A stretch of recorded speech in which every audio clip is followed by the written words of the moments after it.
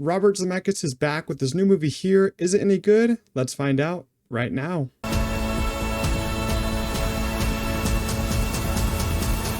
This was our home. Hey everyone, I'm Josh. Today we'll be reviewing Here. Before I get into it though, make sure you do leave a like, subscribe to the channel because it is free to do so. I'm going to give you guys a quick plot synopsis just so you know what the movie is about. Here is a generational story about families and the special place they inhabit, sharing in love, loss, laughter, and life. Yep, just as I suspected, I did not like Here one bit. A little bit works for me, but I was just mostly just on the dislike side for this whole entire movie. As I said, this is directed by Robert Zemeckis, who's of course a very famous director for good and bad movies. You know, I'm kind of in the middle on him. I love the Back to the Future movies that he did. They have my full heart. Forrest Gump is a movie that I watched for the first time in high school, and I liked it. I've rewatched a couple times and it just gets worse and worse for me. I'm not sure why that is. It just doesn't really click for me anymore. And you know, Zemeckis, I feel like the last good movie he's made for me is probably Flight with Denzel back in 2012. And I think the last movie that he made was that horrible Disney remake of Pinocchio with Tom Hanks. That movie made me want to gouge my eyes out. It was absolutely horrendous. And so basically he hasn't had a good movie in like over 10 years. And he's still on that streak because, as I said, Here is another not a good movie from him.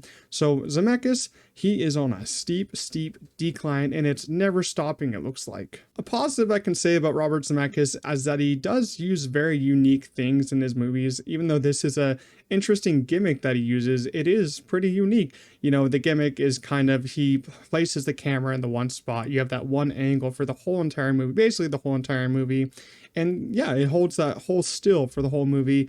Everything else is basically transitioning for the whole movie. The camera stays in that one spot. You stay in that one angle. And it is cool for a little bit. It's a cool gimmick for a little bit.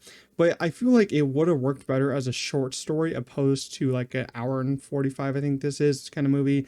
Like 45 minutes or less. You know, Wes Anderson did those short stories on Netflix, did a couple of those. I feel like this would have worked better like that because you are telling a story here in a non-linear format with many different families in the past, in the present. Like they're telling it where there wasn't a house in this at this point, then they build a house and then many different people buy it. So I feel like it would have been interesting to see how they did it as a short story, like tell the short stories about the different families that lived in this house, because I just felt like, you know, we were getting interesting at points in here and then they switched to a different family and I'm like, that just doesn't work for me.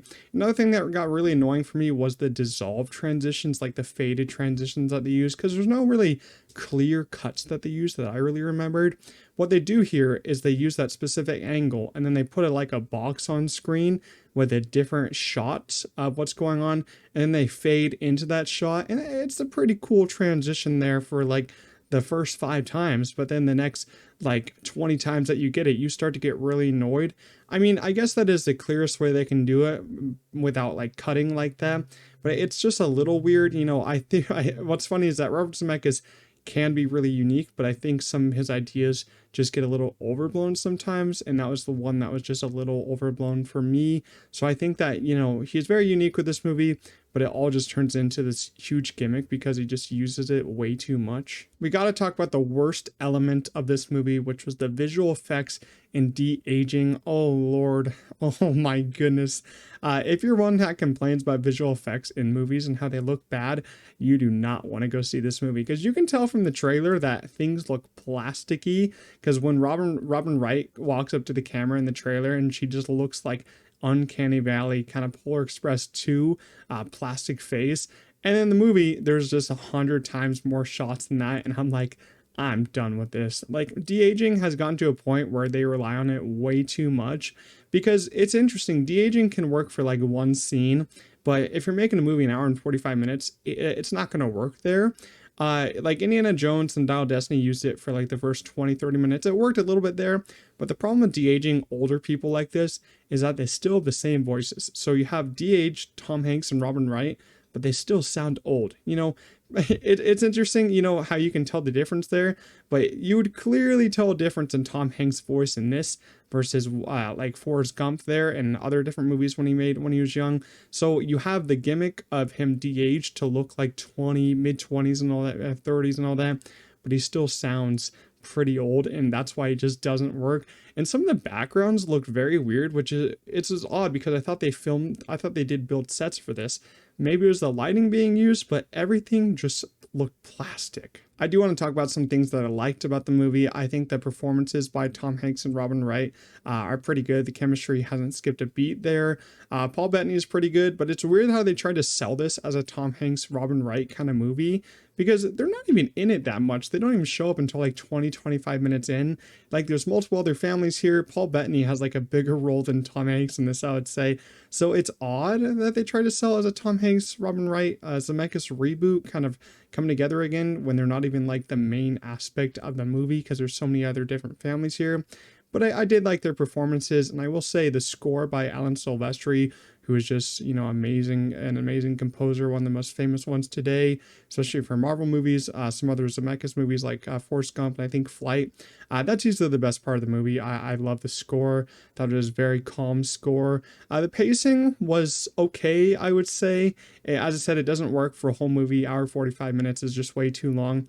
It never felt like we could stay on a single story for that long, like a single family. Like you had one great scene and then they just switched it to another family. I felt like it was just going back and forth way too many times and way too fast for me.